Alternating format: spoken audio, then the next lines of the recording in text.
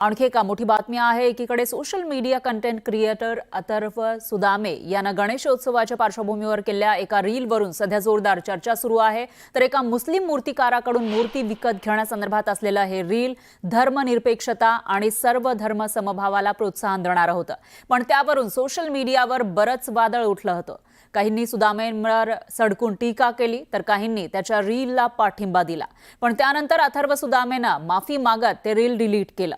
एकीकडे सुदामेंच्या या रीलची चर्चा असताना दुसरीकडे नाशिक शहरामध्ये एक वेगळं चित्र पाहायला मिळतंय। अब्दुल सय्यदच्या दुकानामध्ये गणेश भक्तांची गर्दी वाढली, कारण अब्दुल फेटा बांधण्यात पटाईत आहेत आणि त्यामुळेच अब्दुलच्या हातून आपल्या लाडक्या बाप्पाच्या मूर्तीला आकर्षक फेटा बांधून घेण्याकडे गणेश भक्तांचा ओढा आहे आणि त्यामुळेच गणेशोत्सवात अब्दुल चर्चेत आलाय।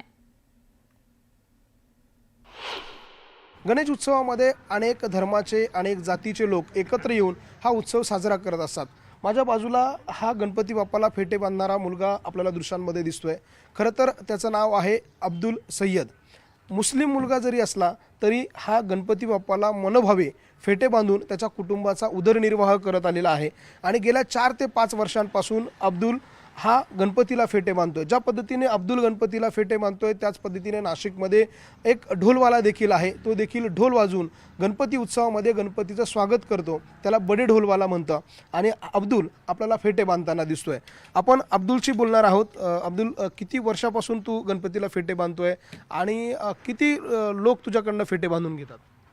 फेटे बांधायचं म्हणजे तर असं समजा की मी 4 ते 5 वर्ष झाले मला फेटे बांधताना, आणि जून महिन्यापासून मी बिजी म्हणून होऊन जातो। इथं जेर रोडला, आपला गंगापूर रोडला, डोंगरे वस्ती, चोपडा लॉन्स, जून महिन्यापासून शेवटपर्यंत माझ्याकडं असा टायमिंगच नाही की एक दिवस मी मोकळा असो। माझ्याकडून लोक फेटे बांधता, आपली कला बी चांगली आहे, त्या हिशोबाने मला फोन करता। इथं सुद्धा कस्टमर मूर्ती घेऊन येणार आहे माझ्यासाठी की तू फेटे चांगला बांधतो म्हणून। ते मूर्ती त्यांनी दुसरीकडे खरेदी करेल आहे, मी जिथं आहे तिथं मूर्ती घेऊन येत आहे असं। हां, म्हणजे त्यांना कसं आहे ती क्वालिटी पाहिजे आणि मी मूर्तीला फेटा बांधतो, मी मॉमेडियन आहे, तर मला असं कधी भेदभाव कधी म्हणून समजला नाही। मी माझं काम हे करतो आणि अशी एक समजा की माझी सेवाच आहे। मूर्तीबद्दल असो की दुसरा समाज असो, हे सेवा बी आहे आणि माझी रोजीरोटी बी आहे, मी करत राहतो काम। आणि किती गणपतींना एका सीझनमध्ये, म्हणजे आता 1 वर्षामध्ये एका सीझनमध्ये किती गणपतीला फेटे बांधतो? मिनिमम अंदाजे समजा माझा 3 महिन्यापासून काम चालू आहे। मे संपला, लग्नाचा सीझन आमचा संपला, तर जून महिन्यापासून जिथं जिथं मोठे मोठे कारखाने, ज्यांचा मोठा स्टॉल आहे, तिथं माझे फेट्याचे काम 3 महिन्या अगोदर चालू होऊन जातं। 3 महिन्याचा जर टार्गेट आपण धरला तर मिनिमम मी कम ते कमी 2500 किंवा 3000 मूर्तीच्या आसपास फेटे लावत असेल अंदाजी। 3 महिन्यापासून माझा असा टार्गेट राहतो। हे फिक्स कस्टमर आहे का तुझे काही? हे फिक्स कस्टमर आता यांच्या योगेश भाऊकडे, योगेश रसाळ म्हणून आहे, यांचा कारखानाच आहे इथं गणपतीचा। आता इथं 4 वर्ष होत आले, 4 वर्षापासून बरेच फेटे आले इथं आले, त्यांनी ट्राय घेतला त्याचा, त्यांनी फेटे लावले, पण त्यांना काही तर फेटा आवडला नाही। मी 4 वर्षापासून कंटिन्यू इथं फेटे बांधतो आणि यांचे फेटेची अंदाजी आहे कस्टमरची रिक्वायरमेंट जशी 3 महिन्यामध्ये मिनिमम 500 ते 700 मूर्त्याला मी फेटे इथं लावतो आणि बाकीच्या ठिकाणी अजून माझं दुसरं अजून आहे फेट्याचंच आहे, पण त्यांचे वेगळे मूर्ती आहे। हा, इथलचा टार्गेट 700-800चा टार्गेट आहे मूर्ती बांधायचे। व्हिडिओ जर्नलिस्ट हेमंत बागुलसह लक्ष्मण घाटोळ, न्यूज 18 लोकमत, नाशिक। याबद्दल तर काही आवश्यक नाही, कारण की गणपती उत्सव हा सार्वजनिक आहे आणि सार्वजनिक आणि सहिष्णू आपलं व्रत हे त्याच्यामध्ये आड होतं आणि मूर्तीसोबत आपले फेटे बांधणारे पण उत्कृष्ट आहे। मूर्ती जशी सुंदर दिसते तसं त्यांचे फेटे बांधल्यावर पण मूर्ती अजून आकर्षक दिसते, म्हणून आम्ही गणपती त्यांच्या हातून फेटे बांधून घेतो आणि त्यांच्या जातीवातीचं काही आम्हाला काहीच वाटत नाही। मुस्लिम समाजाकडनं फेटा बांधणं किंवा एखादं मुस्लिम मूर्तिकार असेल ती त्याची कला आहे, कला ही जोपासली पाहिजे। इथं जातीवाद, धर्मभेद हा विषय गौण आहे।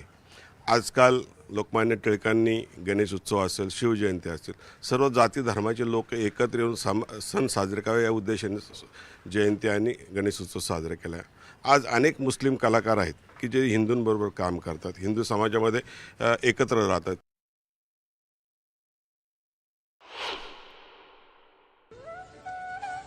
आपण बघू शकतोय एकीकडे आहे अथर्व सुदामेन मूर्ती कशी दिली? भक्तिभावाने दिली.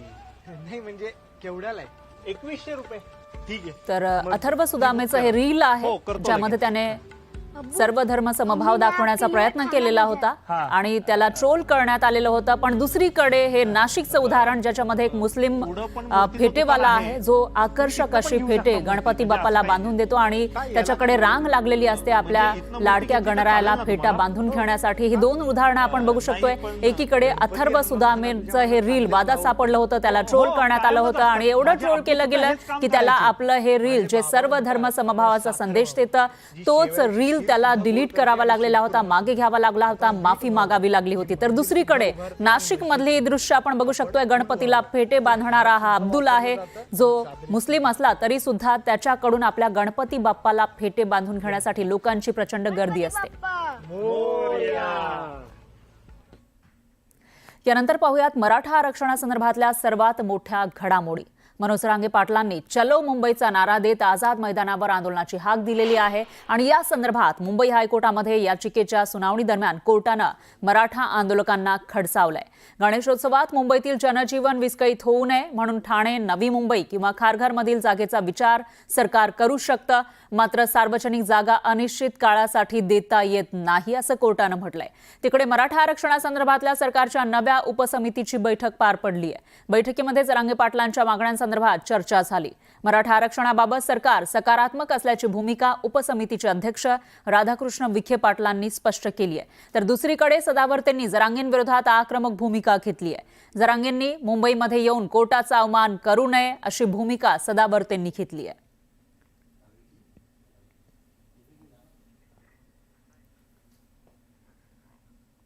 तर मुंबई हायकोर्टानं मुंबईच्या आझाद मैदानातील आंदोलनाला परवानगी नाकारलेली आहे. मुंबई हायकोर्टाकडून जनहित याचिकेवरील सुनावणीवेळी हायकोर्टानं काही निर्देश दिले. गणेशोत्सव काळामध्ये मुंबईतील रहदारी विस्कळीत होऊ नये म्हणून हायकोर्टानं ही परवानगी नाकारलेली आहे. तसंच जरांगेंना नवी मुंबईतील खारघर या ठिकाणी पर्यायी जागा द्यायची की नाही यावर सरकार निर्णय घेऊ शकतं असंही न्यायालयानं म्हटलंय. तर न्यायालयानं जरांगेंना खडसावलंय. जरांगेंना मुंबईमध्ये नो एंट्री असाच एक संदेश न्यायालयानं दिला आहे, तसा एक आदेश दिलेला आहे. तर मुंबईतील जनजीवनाचा वेग विस्कळीत होऊ नये यासाठी जरांगेंनी मुंबईमध्ये आपलं आंदोलन न करण्यापेक्षा नवी मुंबईमध्ये खारघरमध्ये त्यांना जागा द्यावी त्याविषयी सरकारनं विचार करावा असं कोर्टानं म्हटलंय.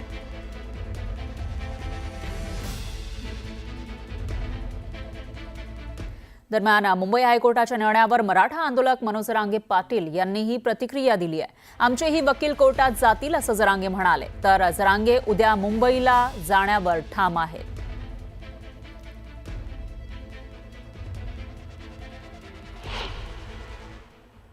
शांततेत लोकशाही मार्गानं संविधानाला कायद्याला धरून आम्ही आंदोलन करणार आहेत. आम्ही मुंबईला 27 ऑगस्टला सकाळी 10 वाजता निघणार आहेत आणि एकही नियम आम्ही माननीय न्यायदेवतेचा डावलणार नाही. आमचे सुद्धा वकील बांधव न्यायालयात जातील. मला सांगा, माननीय न्यायदेवता जर तसं म्हणते खारघर या ठिकाणी आम्हाला परवानगी देता येते किंवा नवी मुंबई या ठिकाणी परवानगी देता येते, आझाद मैदानावरती काय प्रॉब्लेम आहे? आझाद मैदानावरती अडचण काय? आम्ही न्यायदेवतेचा सन्मान करणारे लोक आहेत, न्यायालयाचा सन्मान करणारे लोक आहेत. आम्ही रितसरपणानं लोकशाही मार्गानं संविधानाच्या नियमात राहून कायद्याच्या नियमात राहून आम्ही अर्ज केलेले आहेत, परवानग्या मागितलेल्या आहेत.